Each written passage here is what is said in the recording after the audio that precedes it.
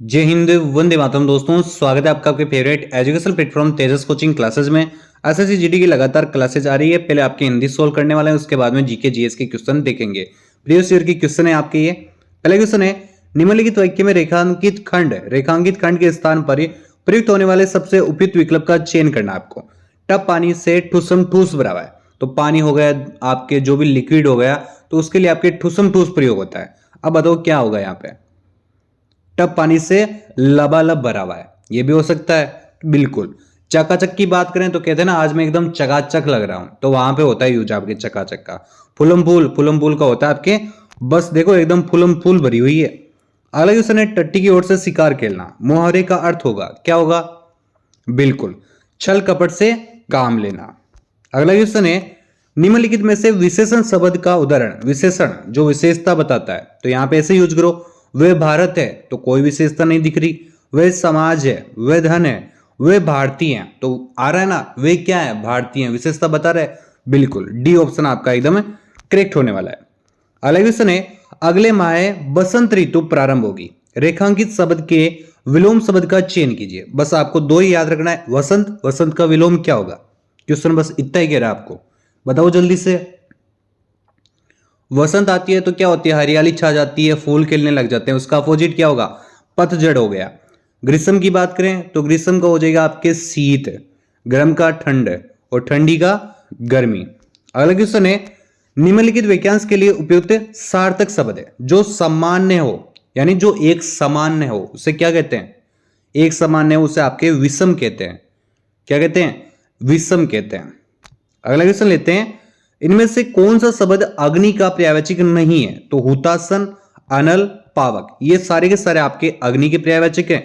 अभंग नहीं है। अभंग का अर्थ क्या होता है? भंग, भंग जिसे तोड़ा जा सके, अभंग जिसे तोड़ा ना जा सके। अगला क्वेश्चन है, जिसकी सीमा ने हो, वाक्यांश के लिए उचित शब्द बताइए। जिसकी सीमा ने हो उसे क्या कहते हैं? असीम कहते हैं ना। ससीम किसे कहते हैं? जिसकी सीमा हो उसे कहते हैं ससीम। परिसीमित किसे कहते हैं? जिसे मापा जा चुका हो उसे कहते हैं परिसीमित। सीमांकित का भाई बता दो, जिसकी सीमा निश्चित की यानी अंकित कर दी गई है कि ये इसकी सीमा है, तो ये हो जाएगा आपके सीमांकित। अगला क्वेश्चन है, दिए गए वाक्यांश के लिए सार्थक शब्द बताइए। दोपहर के बाद का समय, इसमें मैं भी कंफ्यूज होता हूं। इसके लिए मैंने क्या है, मैं दोपहर के बाद उठता हूं। बाद का क्या होता है? दोपहर के बाद, अप उठता हूं, तो अप हो जाएगा। अप यानी अपराह्न। दोपहर के बाद का समय क्या होता है? अपराह्न होता है। मध्याह्न की बात करें तो दिन के मध्य का समय होता है, उसे मध्याह्न कहते हैं। पूर्वाह्न सुबह से दोपहर तक का समय होता है, उसे पूर्वाह्न कहते हैं। पूर्व मध्याह्न की बात कर लें तो दोपहर से पहले का समय होता है, उसे कहते हैं आपके पूर्व मध्याह्न। अगला क्वेश्चन है, हमें किसी बूढ़े व्यक्ति के देश का तिरस्कार नहीं करना चाहिए। उचित भाववाचक संख्या से वाक्य पूर्ण कीजिए। भाववाचक, बुढ़ापा, बचपन, ये सारे सारे आपके भाववाचक होते हैं। बिल्कुल, बुढ़ापे का तिरस्कार नहीं करना चाहिए। अगला क्वेश्चन है, उसके पक्ष में अनेक लोग हैं। रेखांकित शब्द का विलोम शब्द का चयन करना है आपको। तो पक्ष के नीचे आपके अंडरलाइन कर रखी है, तो पक्ष का अपोजिट क्या होता है? विपक्ष होता है। बिल्कुल, विपक्षी होता है। अगला क्वेश्चन देखते हैं, निम्नलिखित वाक्य के लिए किस शब्द में अशुद्धि है? देशों में यह बीमारी कोरोना के कारण फैली हुई है। अच्छे से देखो, बीमारी क्या कहते हैं? बीमारी, री आता है ये वाला, तो गलत है ना, तो री इसमें बड़ी आती है आपके। गीतों की लड़ियां उपयुक्त अशुद्ध वाक्य खंड का शुद्ध वाक्य रूप में आपको चेंज करना है। तो गीतों की कभी भी लड़ियां नहीं होती है, गीतों की क्या होती है? कड़ियां होती है। तो कौन से में आपके पहला ही ऑप्शन दे रखा है, गीतों की कड़ियां। अगला क्वेश्चन है, निम्नलिखित विकल्पों में से किस एक वाक्य में असुर, असुर क्या होता है? राक्षस होता है, शब्द के लिए उचित पर्यायवाची का प्रयोग? तो असुर का पर्यायवाची बताओ, किसमें हो रखा है? घमंडी तो नहीं है। द्रप है, द्रप भी घमंडी को ही कहते हैं। दप हो गया, वो भी आपके घमंडी को कहते हैं। रजनीचर, रजनी रात हो गया। रजनीचर का स्वभाव दुष्टापूर्ण होता है। बिल्कुल होता है भाई राक्षस का। निम्नलिखित मुहावरे का उचित अर्थ विकल्पों में से चुनिए। मुट्ठी गर्म करना, जेब गर्म करना, एक ही बात है, वो क्या हो जाएगा? घूस देना यानी रिश्वत देना। अगला क्वेश्चन है, निम्नलिखित वाक्य के किस खंड में त्रुटि है? जहां तक हमारा विचार तो यही है, इसमें आप बिल्कुल भी नहीं बता पाओगे। अगर आप वहां पे परीक्षा दे रहे थे तो आपके लिए इसमें काफी टाइम लगता, फिर आप इसका उत्तर कर पाते। बिल्कुल छोटी सी है। यहां पे देखो चंद्रबिंदु आना था, बस इतनी सी छोटी सी गलती। यहां क्या हो जाएगा, जहां तक, यानी डी ऑप्शन हो जाएगा आपके। अब देखो आपके गद्यांश से रिलेटेड, इसको लिए आपको आराम से करना है, आराम से पूरा पढ़ के समझ के करना। क्या आपने कभी इस बात पर गंभीरतापूर्वक डेस किया है? तो गंभीरतापूर्वक इस बात पर, तो गंभीरतापूर्वक क्या विचार ही करते हैं, विचार ही करते हैं ना, बिल्कुल इसमें आ जाएगा आपके विचार। अगला है, आज हम जो कुछ भी हैं उसमें किस किस का योगदान है? माता का, मातृभूमि का, मातृभाषा का, या फिर इन सब का? एक देश हमें जन्म देती है, कौन देती है जन्म? जननी। एक जननी हमें जन्म देती है, एक के आंगन में खेल कूद कर खा पी कर हम पुष्ट होते हैं, और एक हमें अपने विचार भावों इत्यादि को प्रकट करने की शक्ति देती है। इसी शक्ति के अभाव में हम गूंगे और बहरे बनकर रह जाते हैं।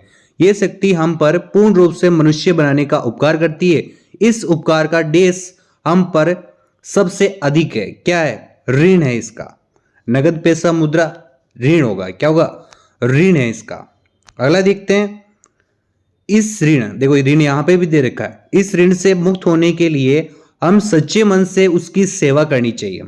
विदेशी भाषा के सम्मुख इसका तिरस्कार नहीं करना चाहिए, तभी हम अपनी देश के, किसके? देश के सच्चे सपूत कहलाएंगे। हम अपनी मातृभूमि के, गांव देश शहर से क्या मतलब, मातृभूमि हो जाएगा, देश से तो मतलब है, सपूत कहलाएंगे। किंतु ये काम इतना सरल नहीं है, ये काम तो तलवार की देश पर चलने वाला है। तो काफी बच्चे यहां पे नोक लगेंगे, ये काम तो तलवार की नोक पर चले। तो आपको बता दें, हमेशा बंदूक की नोक होती है, तलवार की हमेशा क्या होती है? तलवार धारदार होती है ना, कि चक्कू धारदार है, तलवार धारदार है, धार होती है हमेशा। तो क्या हो जाएगा? धार हो जाएगा। अब देखो आपके क्या आ गए, जीके जीएस के क्वेश्चन आ गए। पहला क्वेश्चन है, लोकसभा का कार्यकाल जब तक भंग न हो तो उसकी पहली बैठक की नियत तिथि देश से देश तक होती है। कब से कब तक होती है? अगर वो भंग ना हो तो ये भी चीज आपके कंडीशन दे रखी है इसमें, बिल्कुल 5 साल हो जाएगा। अगला क्वेश्चन है, जुलाई 2022 में बाढ़ से शिवसेना के किस नेता को महाराष्ट्र से राज्यसभा का सदस्य चुना गया? तो क्या हो जाएगा? संजय राउत। कौन है? संजय राउत। और शिवसेना की स्थापना कब हुई थी? शिवसेना की स्थापना हुई थी 1966 में। किसने की थी? बाला साहब ठाकरे ने। तो ये चीज भी साथ में ध्यान रखते हुए चलना है आपको। स्टार्टअप इंडिया को देश के अंतर्गत लॉन्च किया गया। किसके अंतर्गत? बिल्कुल वाणिज्य और उद्योग मंत्री। थोड़ा सा आज आपके ये इजी है पेपर, है ना? लग रहा है ना इजी थोड़ा बहुत? हाँ थोड़ा सा इजी है, लग नहीं रहा है ये जी आपके।